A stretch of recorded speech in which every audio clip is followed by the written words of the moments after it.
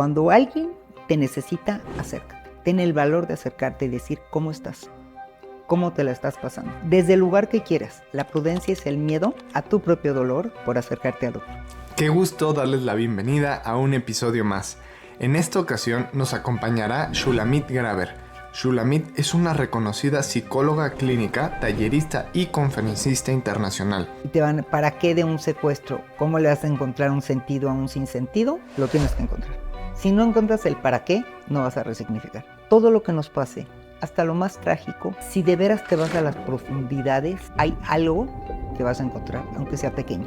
Y de ese pequeño lo engrandece. No engrandeces los porqués, sino el para qué. ¿El para qué? Tiene maestría en terapia familiar y de pareja con más de 40 años de experiencia clínica. Por su propia experiencia de secuestro, es muy conocida por su trabajo en trauma. ¿Qué fue lo que te hizo ser un secuestrador? O sea, ¿cómo decide alguien secuestrar? ¿Es un oficio? ¿Se hereda? De veras, curiosamente. Y él me contestó algo crucial. Me dijo así: nunca nadie se había interesado por mi vida. Jamás nadie le había interesado por qué hago lo que hago, y sí te lo voy a contestar. Hoy me atrevo a decir que es la vida más desgarradora que yo he escuchado en 40 años de trabajo terapéutico, y mira que he escuchado historias dramáticas. Cuenta con especialidades en estrés postraumático, trauma y resiliencia. Además, escribió un libro con su historia llamado Del sufrimiento al crecimiento. Espero disfruten y les aporte mucho el episodio de hoy. Hola Shuli, bienvenida. Hola, muchísimas gracias. Que estés aquí. Te voy a hacer 10 preguntas y la idea es que contestes lo más rápido posible. Y si acabas, te tenemos un regalo. Ay, qué nervios. Lista. Muy bien. Número 1. ¿Sobre qué te sientes orgullosa? Me siento orgullosa sobre mi proyecto de vida. ¿A quién admiras? Admiro a Isabel Allende, a Ofra. Número 3. ¿A qué te cuesta trabajo decirle que no? Me cuesta trabajo decirle que no a mis hijos y a mis nietos. Cuando me piden que los cuide, esté con ellos. Número 4. ¿Qué riesgo que tomaste cambió tu vida? El riesgo de entrar a redes sociales hace 4 años, a mis 60, a la tercera edad. Impresionante y admirable. Antes de dar conferencias y talleres, ¿qué hacías para ganar dinero? Me dedicaba a la consulta, que fue mi pasión durante 40 años. Desde siempre fui terapeuta. Con eso. ¿Qué experiencia te marcó y pocas personas saben? Bueno, me marcó una experiencia de secuestro. Muchas la saben, no sé si pocas, pero fue la que mi vida es antes y después. Claro. Cuéntame algún defecto o sombra tuyo. Podría decir que un defecto sombra mía es que siempre digo que voy a hacer menos y hago más, y tengo que aprender a organizarme un poco para entender que no siempre más es más, a veces menos es más. Claro, estamos en las mismas. ¿Cuál ha sido tu situación más vergonzosa? Mi situación más vergonzosa, no soy nada vergonzosa, hasta ahí voy a perder porque no sé cuál es. Se vale pasar, está bien. Si no voy tienes, a pasar, por favor, esta. ¿Cuál es el recuerdo más bonito de tu infancia? El recuerdo más bonito de mi infancia es que a los 9 años ponía todas mis muñecas y les decía: yo voy a ser su terapeuta, pero enséñenme sus emociones. Y tengo muy grabado eso. Órale. Que a eso jugaba a los 9 años. A los 9 años decía, no decía terapeuta, yo voy a ser psicóloga, y sabía lo que es una psicóloga. Y les preguntaba cómo se sienten a mis muñecas y cómo amanecieron cada día. ¿Estás triste? ¿Estás contenta? ¿Estás enojada? Wow, aún estoy más convencido de que la gente nace con... Sí, con una vocación, sí, ¿no? con una vocación, con cierta esencia. Y número 10, ¿cuál es tu misión? ¿Cuál es tu propósito? Bueno, siento que mi misión hoy es impactar a más gentes. Creo que estuve 40 años en una cosa más privada, de 1 a 1 en la consulta, y hoy estoy lista para estar de 1 a muchos, y me siento muy emocionada de eso. Súper, genial. Bueno, pues vamos a llegar a más personas con esta plática. Shuli, para empezar, sé que has contado, ¿no?, tu historia de adversidad, de secuestro, en diferentes espacios, diferentes podcasts. Inicialmente no quería tocar ese tema nuevamente, pero la verdad es que creo que le podemos dar nuevas perspectivas, nueva información a la gente. Entonces, bueno, si te sientes cómoda, me encantaría tocar ese tema y que dieras un poco de contexto para la gente que no te ha escuchado, ¿no? Que tal vez, Con mucho gusto. sí puedes contar un poquito Es un tema que yo creo que vale la pena hablar. No creas que no me gusta hablar, aunque lo he hablado en muchos espacios. Nada más me preguntó si la gente no se aburrió de escucharlo, pero siempre hay públicos distintos. Y en un poco de contexto, te diría rápidamente, hace 17 años me secuestraron. Fue un secuestro por error. Realmente iban por una mujer que iba a estar ese día en esa calle, a esa hora, en ese lugar, lo cual fue choqueante para mí. Y yo justo me estaba entrenando para un maratón corriendo, entonces me sorprendió muchísimo el evento. Fue un evento que tengo cuidado al contarlo porque mucha gente dice que pareciera que lo agradezco. Obvio, no lo agradezco. Pero sí creo que mi vida es antes y después. Quien me conoce de antes y después de hace 17 años sabe cuánto me cambió la vida. Claro. Agradeces la reacción que tuviste. Agradezco en quien me convertí. Claro. Eso es lo que agradezco. Y bueno, adentro pasaron muchas cosas duras, difíciles, otras sorprendentes. Sobre todo porque una de las cosas que más aprendí es que desafortunadamente, o no sé si afortunadamente, es en una situación límite cuando te das cuenta realmente de qué estás hecho. ¿Qué es lo que has empacado a través de tu vida en esa maleta? Y eso me sorprendió mucho, me sorprendí de mí. Claro. Yo conozco la historia, ¿no? Obviamente he escuchado, admiro mucho lo que hiciste y bueno, lo que estás haciendo, ¿no? La energía que tienes para seguir compartiendo, haciendo, subiendo a redes. Pero hay una parte de la historia que me impacta mucho, que es cómo te atreviste a como hablar con ellos, ¿no? Y creo que el hecho de que haya, o sea, que ya tenías 25 años de experiencia, terapeuta. ¿no? Y suena a que manejaste la situación desde ese espacio, o sea, como que las emociones no se te desbordaron, como siempre te mantuviste Ecuánime. ¿Cómo lo ves? Mira, ¿Es cierta esa perspectiva es cierta, como que tengo? súper cierta. Creo que hubieron dos cosas que influyeron. La primera es que yo fui una orgullosa alumna del doctor Alfonso Ruiz Soto, de Semiología de la Vida Cotidiana, cuando él empezó, que éramos 12 personas. Y lo tomé con mi marido y me eché todos los cursos. Me acuerdo que recién casada, hijos chiquitos, veía con quién los dejaba el fin de semana. Y él me enseñó que no importa dónde estamos, hay que elevar nuestro nivel de conciencia. Entonces, creo que tuve muchas voces que me ayudaron. De hecho, con una terapeuta que fui después del evento, me dijo de las cosas más hermosas que alguien me había dicho. Y me dijo, es que tú no estuviste sola. Tenías un sillón que estaba Alfonso Ruiz Soto, tus maestros terapeutas, tus abuelos sobrevivientes del Holocausto. Y esas voces me fueron muy significativas. Y hoy le llamo, algo que no he hablado mucho, que lo voy a decir a lo mejor por primera vez, es la memoria histórica. Cuando estamos en momentos así, hay que ayudarnos de esta memoria histórica. ¿Qué tenemos en esa maleta? No solamente como nuestra habilidad para manejarnos, sino esas voces que tenemos de nuestra vida, hay que traerlas. Y para eso necesitas tener cierto grado de serenidad, para que entren esas voces, para que las dejes que te acompañen, porque son muy sabias. Claro. Y en ese momento yo dije, bueno, a ver, qué fácil es ser terapeuta en un consultorio. Después de 25 años, tengo que saber qué es un sociópata, cómo se comporta, algo. Segunda cosa, me acordé de escenas importantes que me contaron mis abuelos. Y esto que todo el tiempo pensaba yo, mi nivel de conciencia, ¿dónde está hoy? ¿Qué puedo hablar, qué no puedo hablar? Y lo tenía tan presente que eso fue como mi hilo conductor. Claro.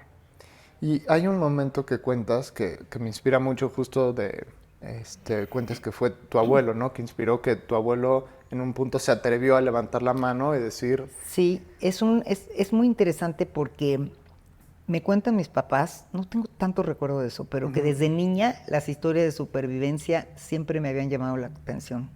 Desde que iba en la escuela, el día del Holocausto, era para mí muy significativo y siempre estaba con curiosidad de qué marcó la diferencia entre los que han sobrevivido, no en el Holocausto, en todos los desastres universales.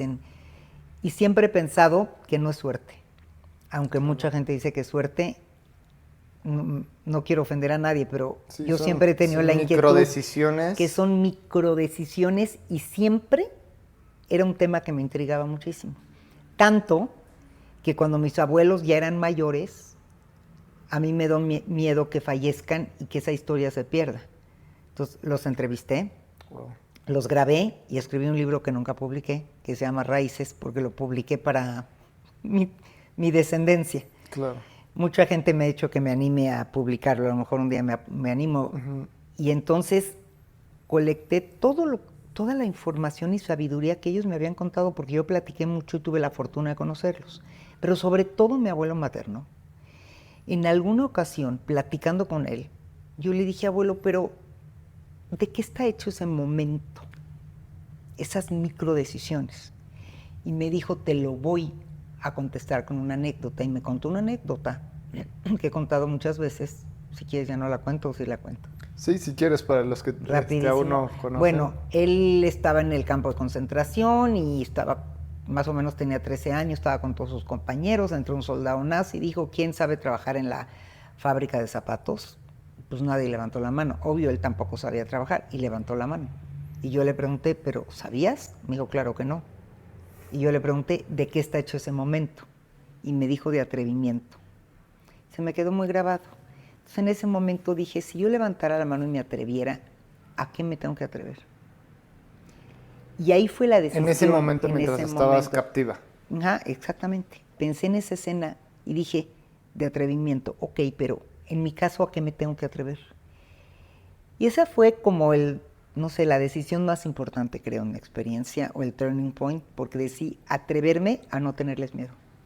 Claro. Y me conté una historia en ese minuto, muy tonta, pero me dije, a ver, no son extraterrestres, no llegaron en una nave espacial, son seres humanos, sí, con ciertas cosas difíciles, pero algo me debo de poner a conectar con ellos. Si mi abuelo pudo levantar la mano, me tengo que atrever a hacer algo. Y ahí fue cuando me atreví a conectarme por primera vez con el jefe y siento que ese momentito marcó todo el curso de mi experiencia de secuestro. ¿Qué fue lo que le preguntaste? Bueno, en ese momento que dije, me voy a atrever, se me conectó con que dije, bueno, si me voy a atrever, como terapeuta, ¿cuál diría yo que hoy es la cualidad que más me gusta o más me distingue para que se vuelva mi herramienta? Y ahí pensé la curiosidad. O sea, realmente a mí me apasiona mi trabajo, porque cuando estoy frente a alguien me da tanta curiosidad, ¿cómo llegó a ser así? Claro. ¿Por qué piensa como piensa? Y entonces pensé, eso me voy a atrever, a ser curiosa y preguntarle por su vida. Y le dije, ya me había dicho para ese momento que esto era un secuestro, que se habían equivocado, pero igual iba a ser como todos los secuestros, porque así funciona. Entonces yo en ese momento, después de esa noticia, fue que me vino toda esta reflexión de mi abuelo, y le dije, bueno, te puedo hacer una pregunta, si ya nos vamos a quedar acá, y si quieres me la contestas, y si no, no me la contestas. Que el hecho de que lo hayas preguntado así también hizo la diferencia, ¿no? Hizo la diferencia porque pensé, lo tengo que hacer con cuidado. No, y sin miedo, ecuánime, o sea, como tranquila. Sí. Le dije, ya sabes que soy psicóloga, porque él no lo sabía. Bueno, ya lo había sabido, pero no supo cuando me agarraron. Y le dije, ¿qué fue lo que te hizo ser un secuestrador? O sea, ¿cómo decide alguien secuestrar? ¿Es un oficio? ¿Se hereda? De veras, curiosamente, ¿se hereda a través de las generaciones? ¿Es algo que te enseñaron tus padres? Y él me contestó algo crucial. Me dijo así, nunca nadie se había interesado por mi vida, jamás nadie le había interesado por qué hago lo que hago, nadie me había preguntado esto, y sí te lo voy a contestar. Wow. Y ahí me contestó su vida.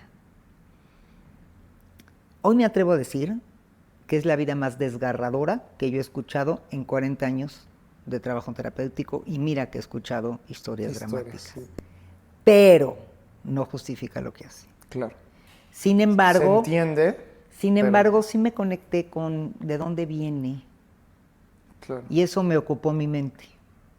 Justamente quería que nos platicaras un poco de su historia, porque me impactó mucho, y mucho de lo que enseño es trabajar nuestros dolores para regresar a amar como niños, ¿no? Qué bonito. Y creo que justamente no se nace siendo malvado, ¿no? O sea, es muy raro que alguien tenga como algún aspecto del cerebro que, bueno, así nació, pero la mayoría de las veces es dolor que sufren, y ese mismo dolor es el que causan, ¿no? Al no saberlo manejar, y por eso celebro mucho trabajo como el tuyo, ¿no? Entonces, sí. Sí, te cuento. Él era un niño de semanas, no recuerda, o unas semanas de nacido posiblemente, o un mes de nacido, sí. Y se deslavó un cerro. Él iba en el carro con sus papás y se deslavó un cerro, y el carro cayó, quién sabe cuánto, hacia abajo. Y cuando esa es la historia que le contaron a él. Y y lo que suponen los que lo rescataron, y sus padres murieron automáticamente. Y él se quedó vivo llorando no sabe cuánto tiempo. Hasta que los de la chatarra, porque el coche literal, un milagro que él sobrevivió y nadie lo entiende, pues vinieron a apachurrar, y el coche en ese momento oyeron un llanto. Y entonces el ojalatero, que está haciendo una cosa mecánica, oyó un llanto y pues se asomó. Y recogió a ese bebé como diciendo, oye, pues ¿yo ahora qué hago con esto? Ni modo que lo eche a la chatarra. Entonces se lo quedó como con mucho enojo de, oye, ¿por qué me tengo que quedar esto? Casi cuando no crecen, voy a hacer un ejemplo horrible, pero casi cuando no crecen los perritos ni en adoptar perros, si te encuentras un perro tirado, dañado, y lo levantas y dices, lo último que hubiera quedado en mi vida es tener un perro, ¿qué hago con él? Bueno, ahorita sabemos que hay mucho movimiento, pero él no supo qué hacer y se quedó con él. Y fue un niño muy maltratado, muy no querido, muy abusado. Abuso. Pero el comienzo de su vida es terrible, es una historia desgarradora. Sí. Sin embargo, acabó estudiando en la UNAM Filosofía y Letras. Wow. Esa parte de la historia no me la sabía. Sí. Y siempre me quedé con la duda de ver su título, pero sí lo alcancé a ver tiempo después. Ciertamente, un hombre muy inteligente, pero como nunca trabajó su dolor, nunca trabajó su sufrimiento, nunca trabajó su experiencia. Actuaba desde ahí. Actuaba desde ahí, desde el enojo. Sí. ¿Cuál es la diferencia? Porque a mí también me apasiona esa pregunta, ¿no? O sea, no solo con los que sobreviven, sino con las personas que viven estos episodios de dolor, de trauma. ¿Cuál es la diferencia entre las personas que se derrumban ante eso y las que salen adelante, o incluso que su vida se convierte o sea, como que ese aspecto de su vida es como la gasolina para incluso aportar al mundo? Mira, yo creo que la diferencia es atreverte a entrarle y trabajar tu experiencia y no quedarte como víctima de que eso me define. Lo que pasa es que cuando pasamos algo tan fuerte, una historia tan fuerte, es como si se resquebraja nuestra identidad. ¿Y ahora quién soy? Sucedió en mi guión de la vida algo que nunca iba a suceder. Y entonces te tienes que volver a cuestionar quién eres. Si tu identidad se vuelve esa experiencia, te vas a quedar en un lugar eterno de víctima. Porque nada ni nadie agota tu realidad. Tú tienes que pensar que eres más que lo que viviste. Porque aunque a mí me secuestraron, yo en ese entonces era una mujer casada, con un proyecto de vida, con 3 hijos, con una familia muy linda, contenta. O sea, no soy la secuestrada, soy una mujer que pasó un episodio de secuestro. Claro. Creo que esa es la diferencia. ¿Cuánto te define lo que viviste? Y cuánto lo que viviste decides darle la vuelta, pero no de carpetazo, hay que elaborarlo, procesarlo, integrarlo, resignificarlo. Y luego lo último, que es la cereza del pastel, y es la respuesta a tu pregunta, ¿y si esto tuviera un para qué y te transformaras en una mejor versión de ti, cuál sería? Son los 5 pasos que utilizas. Yo utilizo los 5 pasos. Hay que elaborar la experiencia. Elaborar, vamos a platicarla.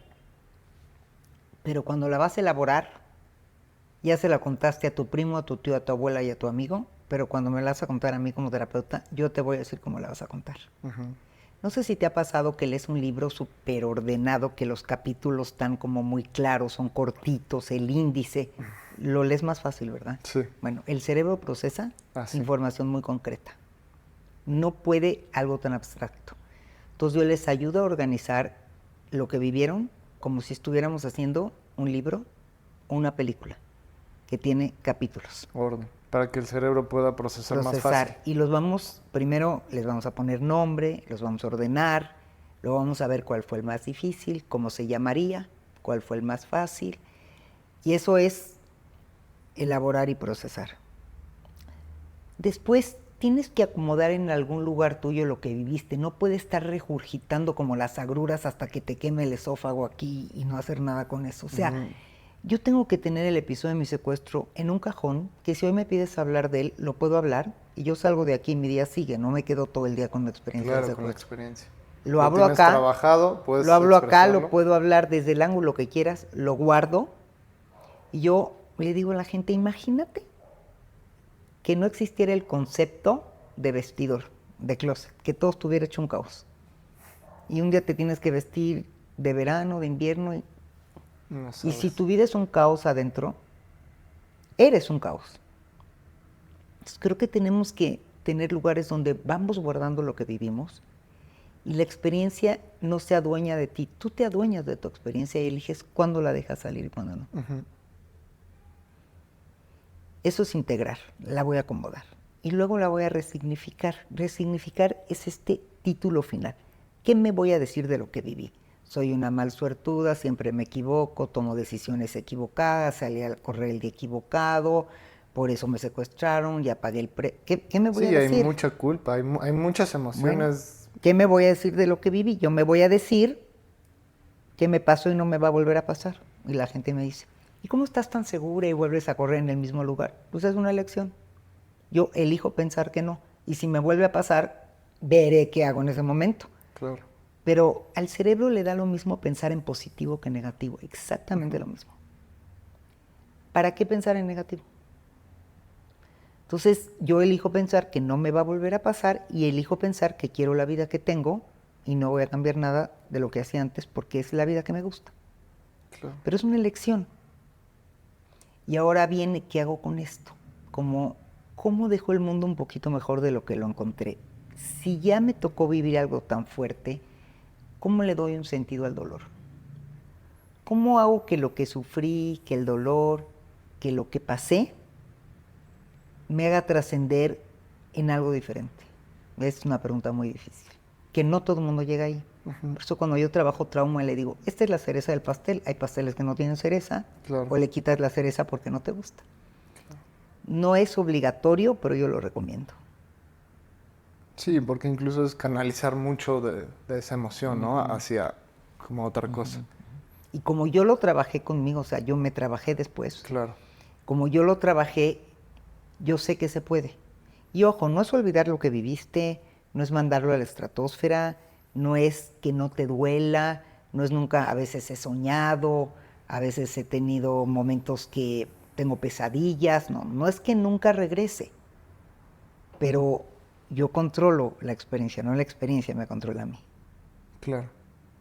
¿Crees que el hecho de que hayas tenido herramientas permitió pasar por la experiencia desde otro espacio? O sea, siento que con más conciencia. No sé, mira, creo que sí un poco, pero creo que también tiene que ver con que esta forma en cómo somos no va a ser tan distinta a cómo nos vamos a comportar en una situación así. O sea, sí creo que yo tenía ciertas herramientas, sí era psicóloga, sí había estudiado con Alfonso Risotto, sí creía en lo de la conciencia, sí tenía abuelos que vivieron experiencias muy trágicas en el Holocausto y que siempre me impactaron. Pero también creo que ahí yo estaba segura que quería vivir y que iba a negociar mi libertad. Sí, esta Yo, fuerza interna sí. de... O sea, yo sabía que mi esposo iba a estar asesorado y todo lo que se oye y todo. No me imaginaba que afuera no iba a suceder nada. Sabía que estaba sucediendo algo muy grande. Ujú. Pero ¿sabes qué? Yo llegó un momento que decía, afuera harán lo que tienen que hacer. Pero se trata de mi vida. Y yo la voy a negociar. De hecho, cuando salí y regresé a la casa, que sí, era como en las películas, que estaba todo, uy, me impresioné muchísimo, lleno de gente y todo. Lo primero que me dijo el director de la AFI en aquel entonces, que era el secuestro número 100 que asesoraba, me dijo, mis respetos de que negociaste el 99% de tu libertad. Nosotros solo hicimos el 1%. Wow. Y me lo dijo con esas palabras. Ujú. Y yo creo que fue cierto. Sí, sí, o sea, a lo que quiero ir es como darle la esperanza de las personas de decir, si trabajamos en nosotros mismos, en nuestra inteligencia emocional, si tenemos las herramientas, porque va a haber adversidades en la vida, ¿no? O sea, y me gusta cómo lo dices, no existe un por qué, sino un para qué, ¿no? Y es vivimos en un mundo que puede llegar a ser caótico y que no lo elegimos, que no es nuestra culpa y simplemente pasan cosas. Pero creo que teniendo herramientas podemos pasar esa adversidad diferente. Y por lo que escucho de la historia, porque pasaste, o sea, son episodios muy fuertes, ¿no? De, Muy. ok, sí, estabas hablando con el jefe, pero al mismo tiempo se drogaba y llegaba y te quería cortar el dedo o cortaba la pistola y te la puso. O sea, son varios Sí, momentos. mucha violencia emocional que aún y ahí decía yo, es que te digo que pensaba en libros, pensaba en personas, ¿no? Entonces Ujú. acababa yo de leer el libro de Viktor Frankl, del hombre en busca de sí mismo. Y lo acababa de leer. O sea, tenía una semana que lo había leído. Por segunda vez, y lo tengo lleno de post-it, subrayado. Y me acuerdo que se me quedó muy grabado. Sea lo que sea, yo tengo el derecho de elegir cómo pensar y cómo sentir. Eso Sí, nadie me lo va a quitar. sí, sí, su frase de no podemos controlar las circunstancias externas, podemos controlar la reacción. Exactamente, ¿No? que tenemos frente a eso. Entonces, bueno, a tu pregunta, no creo que tengas que ser terapeuta para estar preparado para un Sí, evento no. caótico, pero sí creo que los seres humanos tendríamos que sernos responsables de pulirnos en una mejor versión y de trabajar nuestros miedos, nuestros monstruos internos. Justamente te comentaba que ayer di un taller que se llama Sanando Vínculos, que es la primera vez que lo doy. Tenía muchísimo tiempo queriéndolo hacer, porque a veces cuando voy a hacer algo, dar una plática, un taller, me gusta preguntarme, mis maestros, que son mis pacientes, ¿por qué sufre más la gente? Y creo que la gente sufre porque no sana. Yo sané mi vínculo con mis secuestradores, yo ya los perdoné. Ujú. De Claro. veras, Sí, honestamente, sí, sí, desde ese espacio. desde ese espacio, yo ya los perdoné. Sí, incluso, bueno, estando aquí detrás de cámaras, mi novia Odi, que también me enseñó mucho respecto al trauma, habla de como dos tipos de trauma, que es como el trauma con T mayúscula y el trauma con T minúscula. Y justo como hablas de que no se sana, pero muchas veces hay pequeñas cosas, ¿no? Como, no sé, el bullying en la escuela, Sí. etcétera. Y que no lo sanamos y lo vamos repitiendo y se convierte en parte de nuestra forma de actuar Y de hablar y de identificarte y de presentarte. A ver, yo no digo que es fácil sanar un trauma, yo no digo que es fácil, pero tenemos primero que sanarnos a nosotros mismos antes de sanar con el otro, ¿no? Y para eso resignificamos. ¿Cómo voy a sellar mi experiencia? ¿Qué me voy a decir de lo que viví? Eso es resignificar.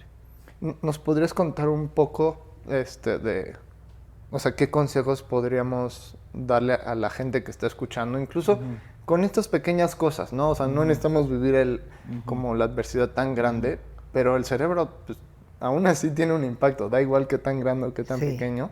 sí. ¿Cómo podemos empezar a resignificar ciertas experiencias de nuestra vida?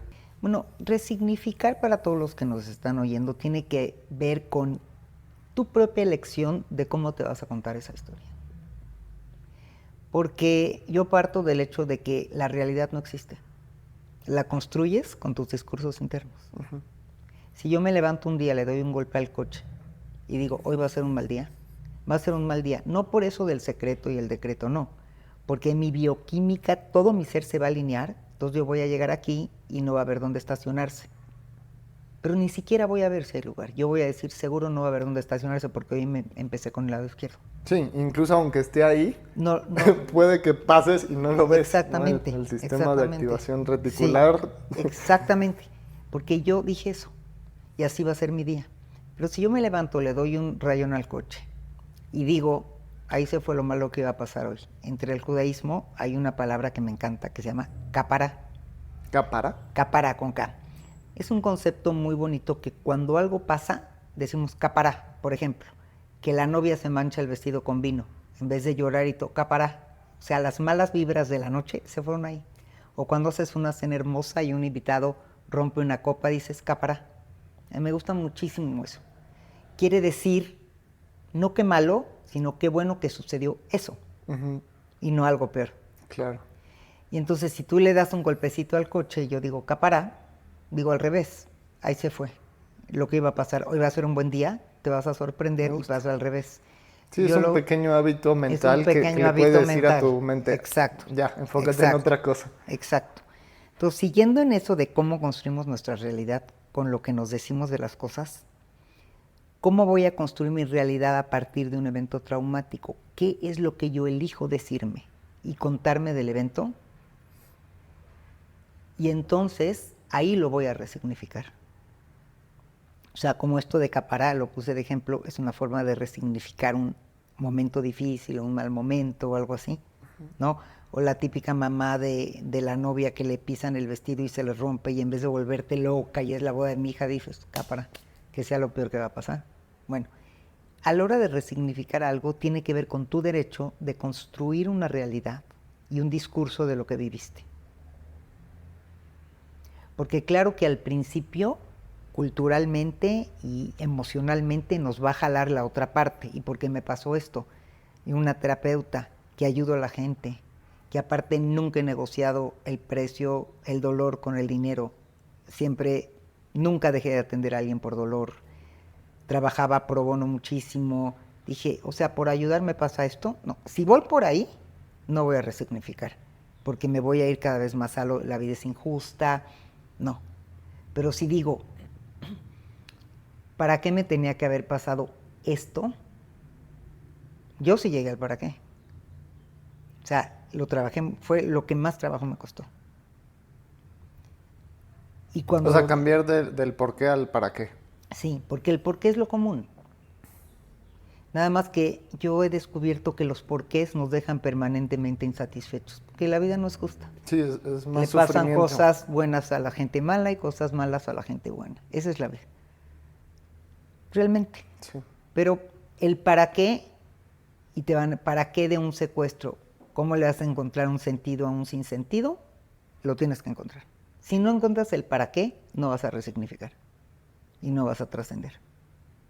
Y yo siento que todo lo que nos pase, hasta lo más trágico, si de veras te vas a las profundidades, hay algo que vas a encontrar, aunque sea pequeño. Y de ese pequeño lo engrandeces. No engrandeces los porqués, sino el para qué. El para qué. ¿Qué tanto juega la fe en ese sentido de encontrar un para qué? O incluso en tu caso, ¿qué tanto jugó el para qué? Poco, porque soy poco creyente. Y realmente a mí me pasó al revés. Cuando a mí me dijeron eso, perdí la fe. Dije, a ver, si yo considero que soy una buena mujer y me pasó esto, quiere decir que Dios no existe. Porque si a mí me dicen que estuve en el lugar equivocado, el día equivocado, en la que todo equivocado. Sí, que es completamente... Entonces, Dios no existe, entonces, ¿qué tengo? Me tengo a mí misma y yo voy a negociar. Pero a ver, en realidad la parte religiosa o de fe no ha sido un gran tema en mi vida. O sea, sí creo en una cosa como muy universal y en algo creador y en una luz o en un Dios, pero nunca en mi vida fui de las que Dios ayúdame, por favor, Dios te lo pido, si me ayudas me vuelvo no sé qué, hago promesas. La verdad no era mi estilo, por eso te digo que yo no creo que nos comportamos tan distinto a como somos, aún y aunque estemos en una situación traumática. Claro. Simplemente lo expande, ¿no? Lo expande. Entonces, no, la fe y Dios nunca fue un tema así como prevaleciente en mi vida. Y cuando salí, sí fue un tema que preocupaba a mi familia, que haya perdido la fe. Yo les decía, ¿por qué les preocupa tanto? Como si yo hubiera sido de esas tan creyentes. No pasa nada. Al rato lo acomodo en el mismo lugar que estaba. No, no es que estoy enojada, nada más no me agarré de ahí. Por eso no te lo puedo contestar mucho, porque sí sé que la gente creyente se agarra mucho de la fe y le ayuda, y qué bueno. Yo más bien hoy creo, en vez de hablar de fe, de que tenemos que adherir a nuestra vida algún tipo de espiritualidad. No necesariamente religiosa, pero algo espiritual creo que es muy importante. Y yo no lo tenía y renegaba de eso. Sí, o sea, estamos en el mismo... Yo también soy muy... sí, me cuestiono mucho, ¿no? Pero sí veo que la espiritualidad es un aspecto como que se repite en muchos casos. Tal vez no de forma religiosa, pero justo para encontrar ese como Sentido. propósito, sentido. Sí. Porque a veces el hecho de que sea un mundo así como tan caótico, tan circunstancial, creo que a veces a la mente le cuesta mucho entender lo pequeño que somos y cualquier cosita, o sea, como ese efecto mariposa es, para la mente puede ser muy loco poder entenderlo. Sí, estoy de acuerdo contigo. Como a mí me gustó mucho también la filosofía estoica y siento que es como un equilibrio muy interesante y veo cierto patrón como en tu historia, ¿no? De ellos recomiendan cierto pesimismo, ¿no? De que las cosas pueden salir mal, pero a la hora de estar en esa adversidad es positivismo, como optimismo. Es como un equilibrio muy interesante. Sí. ¿Crees que pasó como en tu vida? Sí, creo que me pasó. Sí, creo que me pasó. Realmente, y aún y a pesar de lo malo que pasó adentro, creo que yo nunca me la creí que no iba a salir bien librado. O sea, creo que... Y estuve en momentos muy, muy fuertes que iban a pasar, pero yo creo que pensé que no iban a pasar. O sea, claro. Sí creo que había esa combinación. Y siempre como que... Sí. Ese optimismo de vas a salir y... Sí. Y te permitió actuar, ¿no? Creo que es una enseñanza muy importante para todos, ¿no? Para yo creo que sí. Saber manejar la adversidad. Sí. Como estar preparados para... Para lo peor, pero pensar estás... ahí que estás, que también puede suceder la otra parte. Claro. Y bueno, después de la experiencia, o sea, me impresiona ya la paz, obviamente, con la que lo cuentas. Pero ¿te sentiste sola en un inicio? O sea, porque son muchas emociones muy diferentes. Una muy buena pregunta que nunca me habían hecho. Sí, porque es muy difícil compartir cómo te sientes. Con alguien que... Incluso con tu familia. Me costó mucho trabajo entender que hay dos historias, la de adentro y la de afuera. Y los de afuera, hoy pienso que los de afuera la pasan peor. Porque tú sabes lo que está pasando adentro y lo que estás controlando. Y los de afuera siempre están pensando en lo peor. Y tú, desde adentro, estás más controlada. Claro. No me sentí sola en el sentido que todo el mundo nos hacía cenas y quería que cuente mi bienvenida al mundo y querían que platique y todo el mundo quería... Esa parte fue muy linda, muy linda. Pero yo sentía que era inexplicable todo lo que viví, por eso hice un libro. Y ahí pensé, tengo que escribir, porque además, una de las cosas que descubrí en trauma, y por eso recomiendo escribir cuando vives una experiencia traumática, no tienes que hacer un libro, pero sí escribir, es que llega un momento en que recordar todo con detalle es muy pesado y olvidarlo da susto. Y pensaríamos al revés, cuando viviste algo así lo quieres olvidar, pero no, fue tan impactante que no lo quiero olvidar, no quiero olvidar cada detalle. Y entonces empecé a sentir que se me olvidaban cosas y me empezó a angustiar. ¿Cómo viví algo tan fuerte y se me está olvidando? Ujú.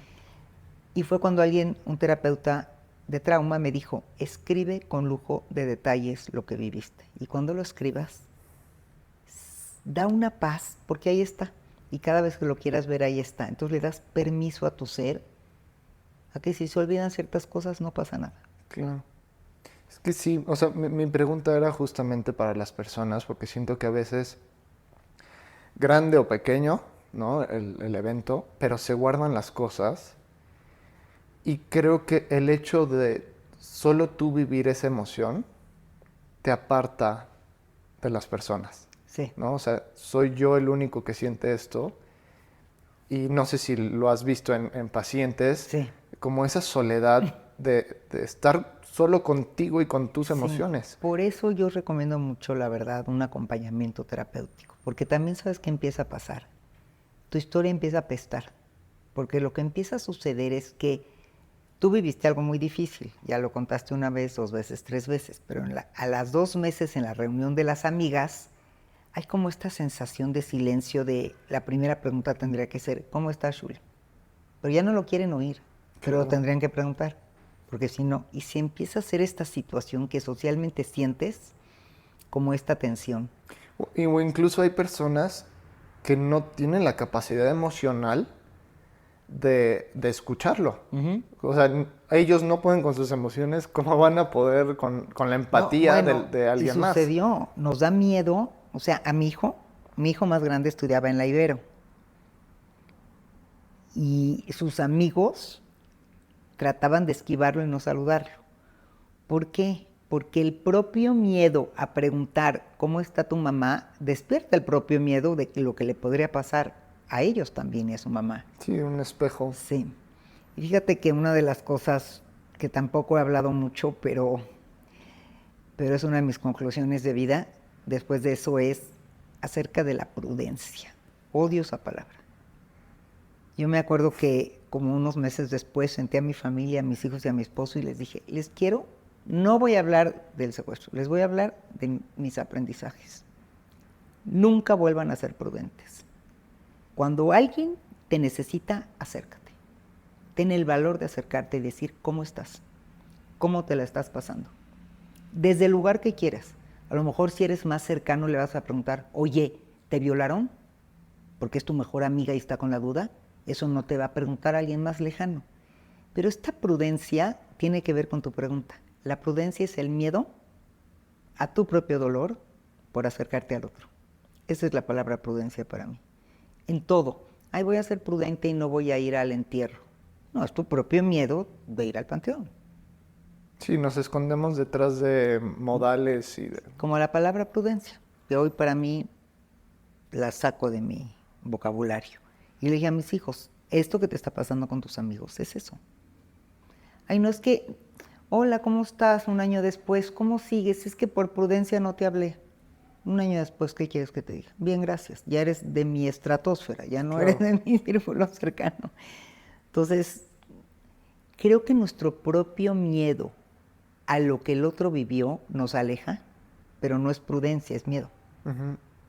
Sí, incluso no saber manejar las emociones. Exacto.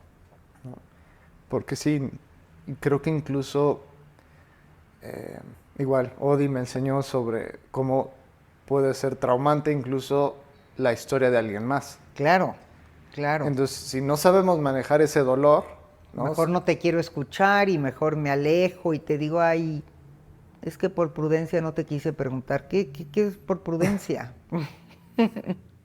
Sí. Y bueno, te tengo otra pregunta que Claro. creo que no te han hecho. Porque fue muy interesante escuchar después cómo, ya que saliste, pues no quisiste como delatarlos, Sí, ¿no? Y como que tenías una parte de ti, pues, de lealtad. como que entendías de lealtad, ¿no? Y lo mencionas, ¿no? El síndrome de Estocolmo, pero al mismo tiempo estaba esa conciencia de que pues, no son tan malos y que los entendiste y seguramente... Sí. No, me ha perseguido 17 años eso, realmente. Porque yo siento que fue muy interesante lo que yo pude hablar, sobre todo con el jefe, y lo que pudimos abrirnos los dos de nuestra vida. Uh-huh. Hablamos de muchas cosas.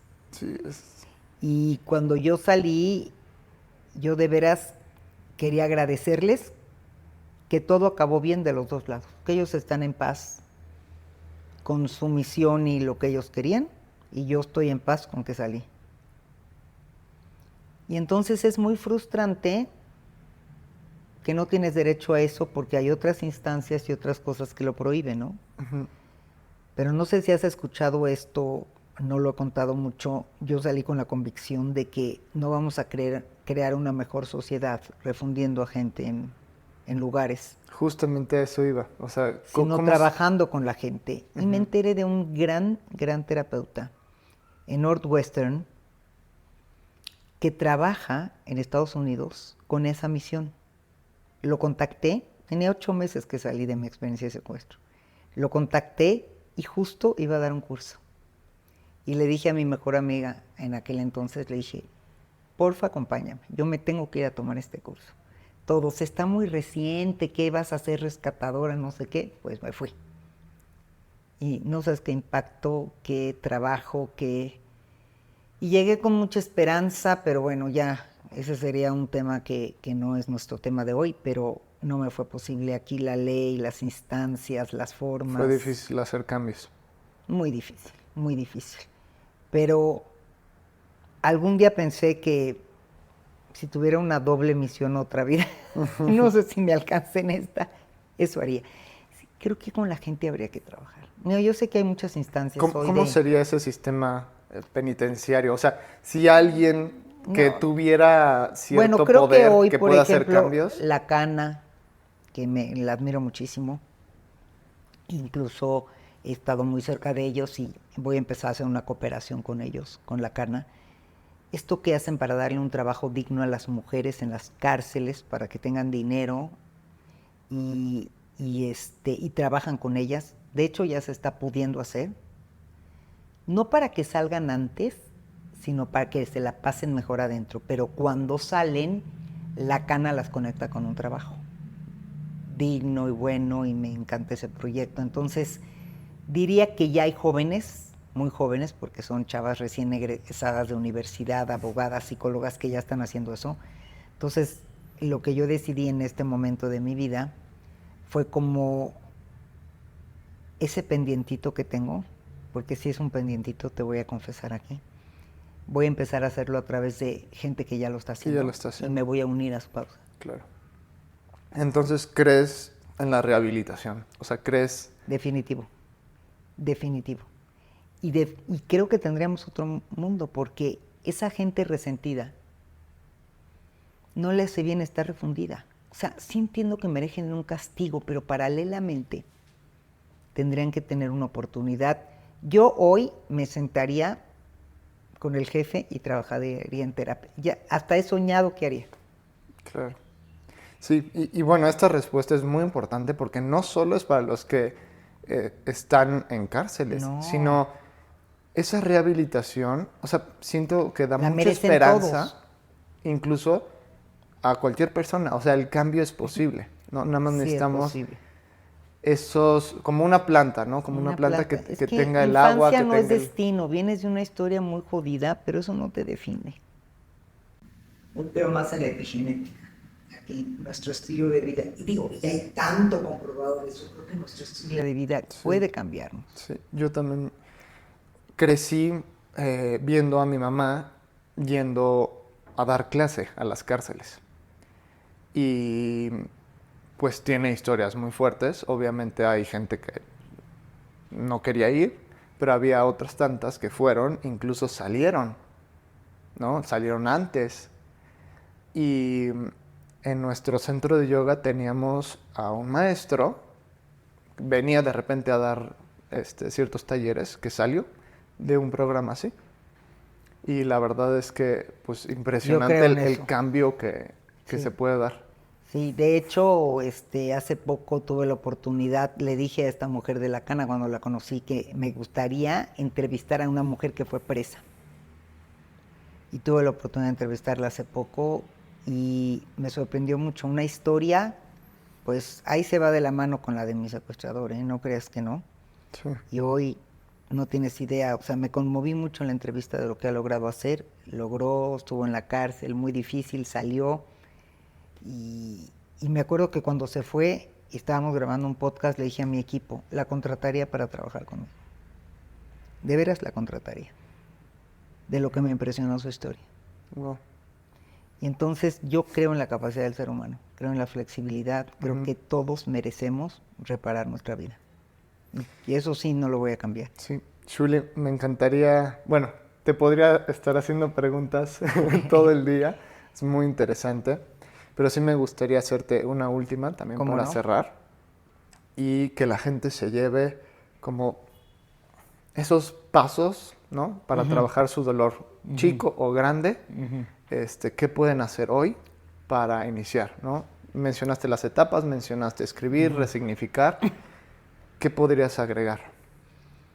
Pues miren, podría agregar que no piensen que va a desaparecer si lo guardan y que no piensen que el tiempo lo cura todo, porque el tiempo no cura nada. El tiempo pasa. Sí hace distancia del evento, pero no sana. Entonces, que se acerquen a lo que les haga sentido. No tiene que ser terapia. Puede ser un buen amigo, un maestro, un espacio espiritual, lo que puedan para sanarse primero ellos mismos. Es muy importante no quedarse con ese dolor. Lo que te haga sentido. Ni siquiera sé si la terapia es para todo el mundo, ni la única forma de sanar, no lo sé. Porque conozco historias muy lindas de gente que ha sanado desde otros lugares. Entonces el primer paso es, como diría Joe Dispenza, rendirte. Ríndete a que eso no va a desaparecer, a que no se va a esfumar, a que nunca un dolor se va a evaporar. Y lo peor es que te va a perseguir esa emoción en el momento que menos te lo esperes, si no lo trabajas. Y por eso el consejo sería, trabájalo de la forma que a ti te haga sentido. Pero ríndete. Ríndete a que eso no es magia.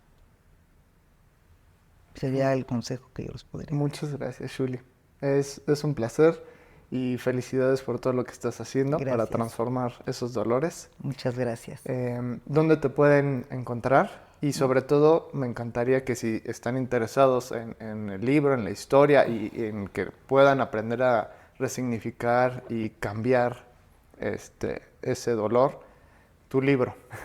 Bueno, mi libro se llama Del sufrimiento al crecimiento. La primera parte pueden encontrar más detalles de mi historia y la segunda está mi método. Es un método que yo ya patenté, con el que yo trabajo y que pueden ahí leerlo y puede ser como una autoguía de alguna forma.